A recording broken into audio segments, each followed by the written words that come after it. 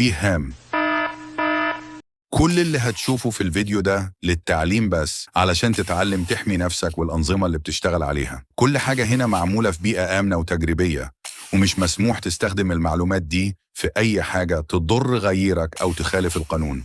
بروكسي تشين، طريقة الهاكر لإخفاء نفسه. دي تول بتسمح لك إنك تشغل أي تطبيق أو أمر من خلال بروكسيات، يعني بتخفي نفسك، يعني بتغير الاي بي بتاعك.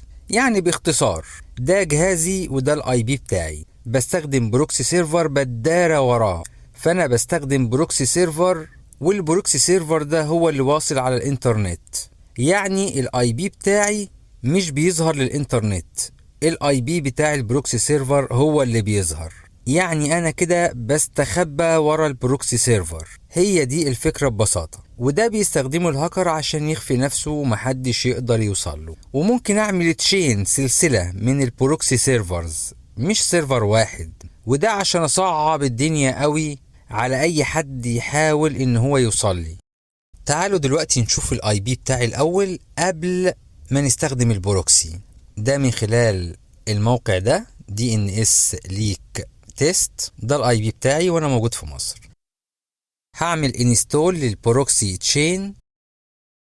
عايز ادخل على ملف الكونفيجريشن بتاع البروكسي تشين، فهكتب لوكيت بروكسي تشين 4. هو ده ملف الكونفيجريشن. هدخل عليه من خلال الكوماند ده سودو نانو، وده اسم الملف. هلاقي هنا في اكتر من نوع للبروكسي تشين. لو عايز استخدم اي نوع من دول يبقى لازم اشيل الشباك اللي قبل النوع ده. نشوف النوعين دول، دايناميك وستريكس. الدايناميك ده انا بحدد له السيرفرات اللي هيستخدمها، ولو اي سيرفر منهم تعطل فهو بيتخطاه ويعتبره مش موجود، والتشين او السلسلة يعني تبقى مكتملة، ويبقى الدايناميك شغال ما يقفش. بعكس الستريكت ده، لو بروكسي سيرفر منهم تعطل فكده الدنيا بتقف وبيفشل البروكسي سيرفر. في الدايناميك والستريكتس انا بحط له السيرفرات بالترتيب، وهو بيستخدمهم بنفس الترتيب اللي انا بحطه له. اما في الراندوم هو بيرتبهم عشوائيا، مش شرط نفس الترتيب اللي انا مرتبهم بيه. النوع الشائع عندنا اللي هو الدايناميك. النوع اللي انا عايز استخدمه فيهم بشيل الشباك اللي قبله. لو ما استخدمتش ولا واحد من دول يبقى انا كده مستخدم التور، وده عبارة عن مجموعة من النودز او العقد يعني من البروكسي سيرفرز العالمية. والتور بيختار البروكسي سيرفرز بشكل عشوائي، يعني ممكن يختار المسار ده، ممكن يختار المسار ده بدون تدخل مني. هنبدأ بالتور. في الحالة دي هنحط شباك قبل كل نوع، يعني كده مش هنستخدم ولا واحد منهم. لو نزلت تحت خالص هلاقي مكتوب سوكس 4، لازم اتأكد ان هو موجود، وده لوكال اي بي، ولكن ممكن اضيف سوكس 5 لان ده بيكون افضل. بس كده، وهضغط كنترول او وانتر وكنترول اكس. كده انا حفظت الاعدادات. كده الاعدادات عندي هي اعدادات التور. طب انا عايز اشغل التور دي، ده من خلال الكوماند ده. طيب عايزين نتأكد ان التور شغالة، فهنكتب الكوماند ده، فهنا بيقول لي انها اكتف وشغالة. دلوقتي هنفتح الفايرفوكس من داخل التشين من خلال الكوماند ده، وهدخل على الموقع ده DNS Leak Test عشان اشوف الاي بي بتاعي اللي انا اخدته. فعلا هلاقيه اداني اي بي من دولة تانية. انا اصلا من مصر، ولكن مديني اي بي وكأني في دولة تانية، استراليا. دلوقتي ممكن انفذ اي برنامج او امر زي مثلا الانماب باستخدام التشين دي، فبكتب الكوماند بالشكل ده.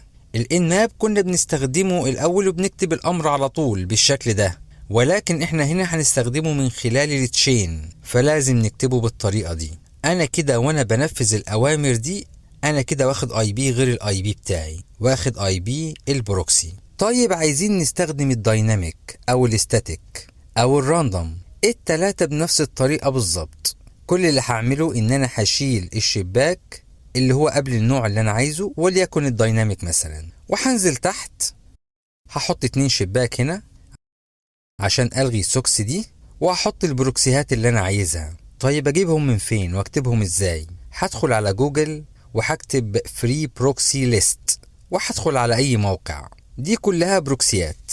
بكتب البروكسي بالشكل ده HTTP وبعدين ال IP وبعدين البروتوكول إن كان 80 أو 8080 أو أيا كان، وبحط البروكسيات تحت بعضها بالشكل ده. ويفضل أستخدم بروكسيات لدول مختلفة.